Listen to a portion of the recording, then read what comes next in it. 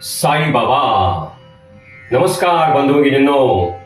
या धावपळीच्या जीवनात मनाला शांती कुठे मिळते, विश्वास कुणावर ठेवायचा आणि संकटाच्या वेळी आधार कोणाचा घ्यायचा, या सर्व प्रश्नांचं एकच उत्तर आहे आणि ते म्हणजेच शिर्डीचे साईबाबा, ज्यांच्यात दैवत्व होतं आणि अजूनही आहे, पण त्यांनी कधीही स्वतःला देव म्हटलं नाही. लाखो लोकांनी त्यांच्यात देव अनुभवला आणि अजूनही अनुभवत आहेत. त्यात साईबाबांनी जगाला एक अमूल्य मंत्र दिला, तो म्हणजे श्रद्धा आणि सबुरीचा. भगवंतावर श्रद्धा ठेवा आणि सबुरी बाळगा, सर्व काही मिळेल. आजच्या या व्हिडिओमध्ये आपण जाणून घेणार आहोत साईबाबांचे जीवन, त्यांचे चमत्कार आणि त्यांची अशी शिकवण जी तुमचं आयुष्य पूर्णपणे बदलू शकते. म्हणून हा व्हिडिओ शेवटपर्यंत नक्की पहा. शिर्डीचे साईबाबा हे भारतातील एक महान संत होते, ज्यांनी श्रद्धा, सबुरी आणि मानवतेचा संदेश दिला.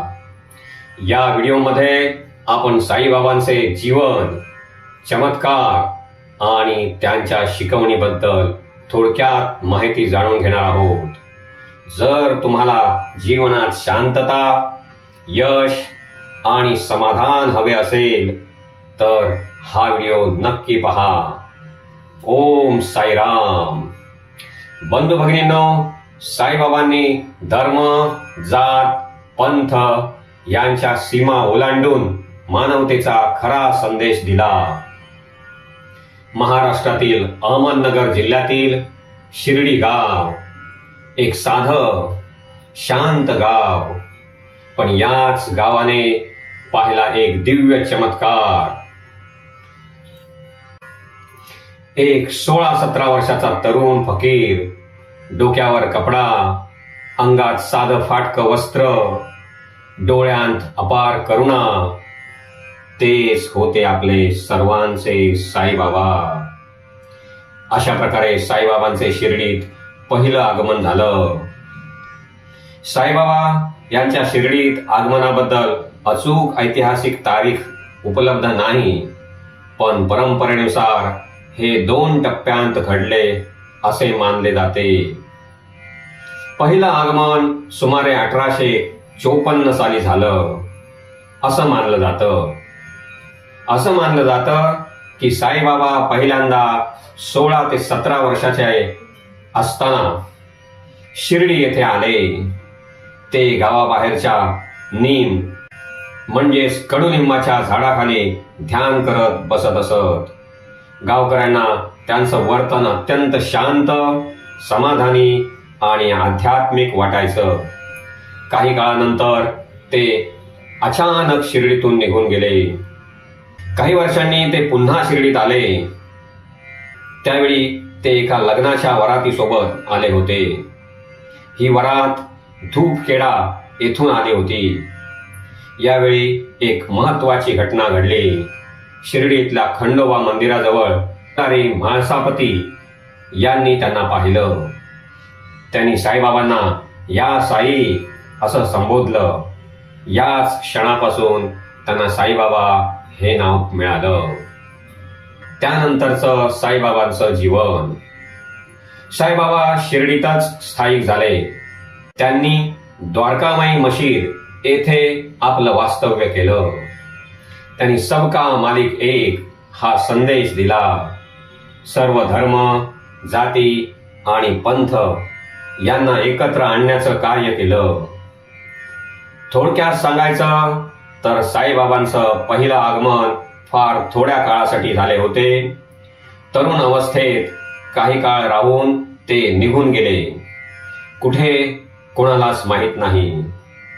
दुसऱ्या आगमनाच्या वेळी एका लग्नाच्या वरातीसोबत बाबा आले आणि कायमचे शिर्डीत राहिले. साई हे नाव म्हाळसापती यांनी त्यांना दिलं. साईबाबांचे जीवन तत्वज्ञान. साईबाबांनी कधीही स्वतःला देव म्हटलं नाही, पण लोकांनी त्यांच्यात देव पाहिला. त्यांचे दोन मुख्य मंत्र होते, एक श्रद्धा आणि दुसरा म्हणजेच सबुरी, पेशन्स. ते म्हणायचे, श्रद्धा आणि सबुरी ठेवा, सर्व काही ठीक होईल. साईबाबांचे चमत्कार आणि अनुभव. साईबाबांनी अनेक चमत्कार केले, पण ते नेहमी म्हणायचे, हे माझं नाही, परमेश्वराचं कार्य आहे.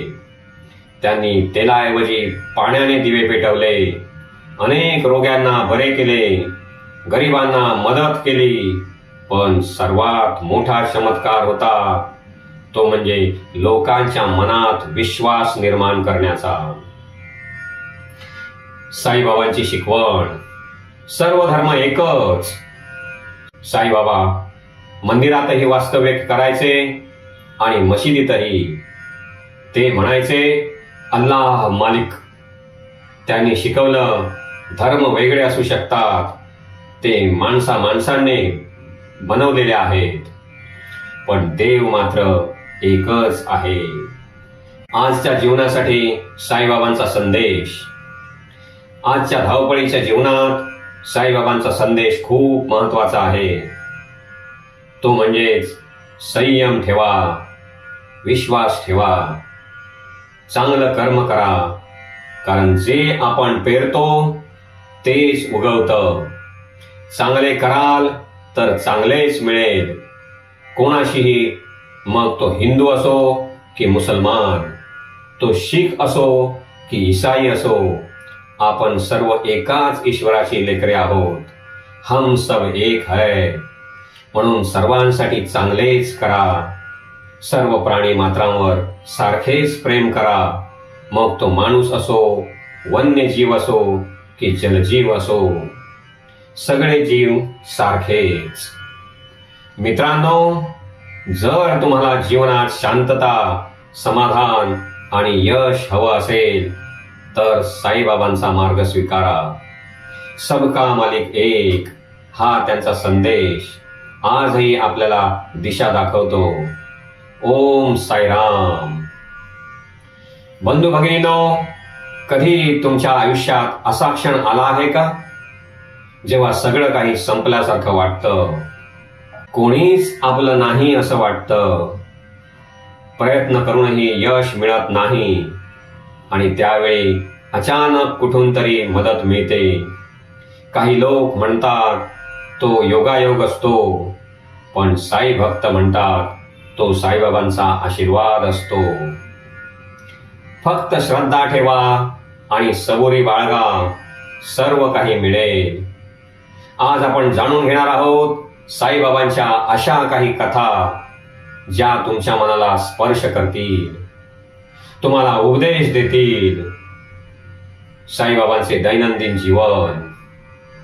साईबाबांचा दिवस खूप साधा पण अर्थपूर्ण असायचा. ते सकाळी लवकर उठायचे, ध्यान करायचे, नंतर गावात भिक्षा मागायला जायचे. ते श्रीमंतांच्या दारातही जायचे आणि गरिबांच्या दारातही जायचे. हिंदूंच्या दारात जायचे आणि मुसलमानांच्याही जायचे, कारण त्यांच्या दृष्टीने सगळे समान होते. भिक्षा मागून आलेलं अन्न स्वतःसाठीच नाही तर सगळ्यांसाठी असायचं. कोंबडी, कावळे, कुत्रे, माणसे आणि आपण स्वतः. हे आपल्याला काय शिकवतं तर दुसऱ्यांना देत राहणे म्हणजेच खरा आनंद. तुम्ही इतरांना मुठभर द्याल तर तुम्हाला पसाभर मिळेल, म्हणून सतत देत राहावे. साईबाबांच्या उदीचे महत्व. साईबाबांच्या जवळ नेहमीच उदी असायची. ते प्रत्येक भक्ताला उदी द्यायचे. लोक विचारायचे, ही राख कशी मदत करेल, पण चमत्कार घडायचे. कपाळाला उदी लावल्याने भक्तांचे आजार बरे व्हायचे, संकट दूर व्हायचे. पण साईबाबा म्हणायचे, उदी हे फक्त माध्यम आहे, खरा इलाज आहे तुमचा भगवंतावरचा विश्वास. म्हणजेच श्रद्धा. तुम्ही श्रद्धा ठेवा आणि सबुरी बाळगा, सर्व काही ठीक होईल. अहंकाराचा नाश. एकदा एक श्रीमंत साईबाबांकडे आला. त्याला आपल्या पैशाचा खूप माज होता. तो म्हणाला, माझ्याकडे सर्व काही आहे, पण शांतता नाही. बाबा, ती मिळून द्या हो. साईबाबा हसले आणि म्हणाले, जर सर्व काही आहे तर मग शांतता का नाही? तो माणूस गप्प झाला.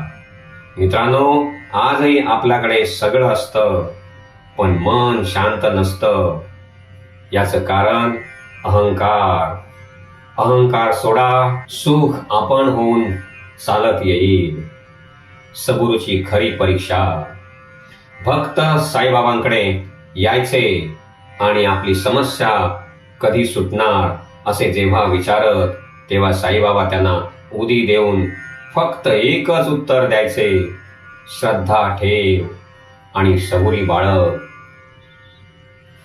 काही महिन्यांनी त्याची समस्या आपोआप सुटायची.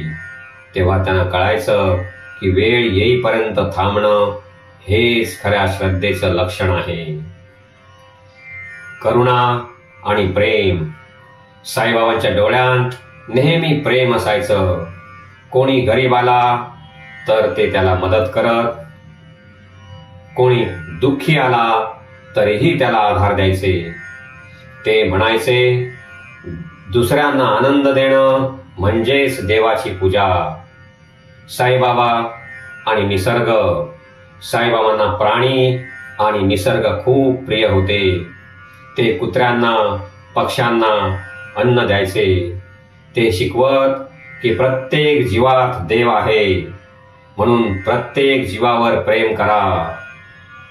संकटातील चमत्कार. एकदा एक कुटुंब खूप मोठ्या संकटात होतं. त्यांच्याकडे पैसे नव्हते, अन्न नव्हतं.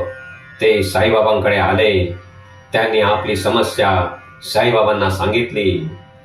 साईबाबांनी त्यांना फक्त उदी दिली आणि म्हणाले, काळजी करू नका, फक्त श्रद्धा ठेवा आणि सबुरी बाळगा. काही दिवसांत त्यांना नोकरी मिळाली. त्यांचं जीवन सुधारलं. मित्रांनो, कधी कधी उत्तर लगेच मिळत नाही, पण साईबाबा कायम काम करत असतात. अंतर्मनातील देव. साईबाबा म्हणायचे, देव मंदिरात नाही तर तो तुमच्या मनात, हृदयात आहे. जर तुमचं मन शुद्ध असेल तर देव स्वतः येतो तुमच्या मदतीला. कर्माचा नियम. साईबाबांनी कधीही कर्माचा नियम नाकारला नाही. ते म्हणायचे, चांगलं करा, चांगलं मिळेल. वाईट कराल तर त्याचा वाईट परिणाम भोगावा लागेल. हा साधा नियम आहे, पण काही लोक हे विसरतात आणि वाईट कर्मे करून आपली पोळी भाजून घेतात आणि पुढे दुःख ओढावून घेतात. आधुनिक जीवनासाठी साईबाबांचा संदेश. आज आपण सुख मिळवण्यासाठी खूप धावतो, थांबत नाही, विचार करत नाही की सुख कशात असतं ते. साईबाबा शिकवतात, शांतपणे विचार करा. सुखासाठी दौडधूप करण्याची गरज नाही, कारण मन शांत करा, विचार करा, कृती करा, श्रद्धा आणि सबुरी ठेवा, सुखी व्हाल. मित्रांनो, जर तुम्ही साईबाबांवर विश्वास ठेवला तर ते कधीच तुम्हाला एकटे सोडणार नाहीत. कधी मदत लागली तर नक्की मिळेल, कधी लगेच तर कधी उशिरा, पण मिळेल हे मात्र नक्कीच. फक्त 2 गोष्टी लक्षात ठेवा, श्रद्धा ठेवा आणि सबुरी बाळगा. तुमचं आयुष्य बदलायला सुरुवात होईल. मित्रांनो, साईबाबा आपल्याला शिकवतात की आयुष्यात काहीही झालं तरी चालेल, पण विश्वास कधी सोडू नका. संयम ठेवा, कारण जिथे श्रद्धा असते तिथे साईबाबांची कृपा नक्की असते. कधी कधी उत्तर उशिरा मिळतं, पण योग्य वेळ आल्यावर सगळं काही सुंदर आणि सुरळीत होतं. जर तुम्हाला साईबाबांवर विश्वास असेल तर कमेंटमध्ये नक्की लिहा ओम साईराम. बंधू भगिनींनो, जर तुम्हाला हा व्हिडिओ आवडला असेल तर लाईक करा आणि आपल्या प्रियजनांबरोबर शेअर करा. कदाचित हा व्हिडिओ कोणाच्या आयुष्यात नवीन आशा निर्माण करेल. आणि कमेंटमध्ये लिहा ओम साईराम. आपल्या सर्वांच्या आयुष्यात सुख, शांती आणि समाधान नांदो. ओम साईराम.